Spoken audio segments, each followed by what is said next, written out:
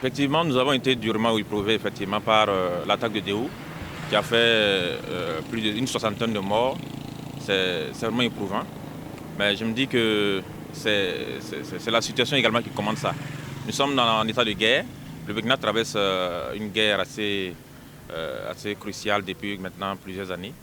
Et on a remarqué qu'avec l'arrivée du capitaine Ibrahim Traoré, il y a une certaine action qui a été entreprise dans le sens de la reconquête du territoire. Et on sait aussi que quand ce genre d'actions-là sont entreprises sur le terrain, il va forcément avoir des réactions du côté ennemi.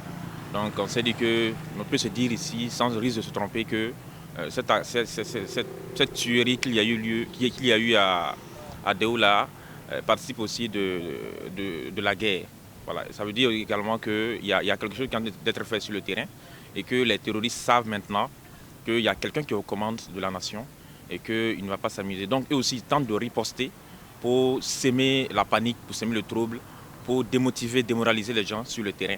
Mais c'est à nous, Burkinabés, de rester forts, voilà, de rester déterminés, engagés aux côtés des autorités de la transition qui ont engagé une lutte donc, qui va porter des fruits. Donc c'est à nous de rester engagés autour d'eux pour les soutenir et soutenir également nos VDP, nos FDS qui abattent un sacrifice suprême donc, pour que la paix soit de retour dans notre nation. En tout cas, on a appris de l'attaque de Déhou et on a vu, ils ont publié qu'il y a eu au moins 51 morts côté militaire. Mais il faut que les Burkinabés sachent qu'en tout cas, on ne peut pas faire la guerre sans perdre en tout cas certains citoyens. Donc, en voulant se combattre, il faut savoir aussi qu'on va perdre quelque chose. Donc, ce qui est là, il faut que chacun n'a qu'à essayer d'apaiser les cœurs et on doit se réunir en tout cas pour lutter contre le terrorisme. Il ne faut pas que ce nombre-là va venir nous dissuader d'une manière et chacun va voir que on n'est pas sur le bon chemin. Je suis sûr et persuadé qu'on est sur le bon chemin et on arrivera un jour, en tout cas, à accueillir la paix dans notre sein. On a maîtrisé le dégât, le bilan est lourd, le dégât est effroyable.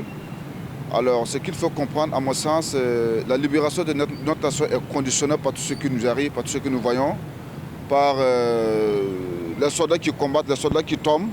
Voilà, cela ne veut pas dire les soldats sont tombés, ne veut pas dire qu'on a perdu le combat. Non. Il faut qu'on va les rendre hommage et les familles éplorées chez nous. Est-ce que vous voyez? Donc, ce qu'il faut dire, c'est qu'il faut toujours continuer à aller de l'avant. Il faut toujours combattre pour la libération de cette nation. La libération du pays, c'est l'ultime combat. Voilà, pas seulement les SDF, les FDS, tout autre citoyen. Vous voyez, les VDP et tout autre.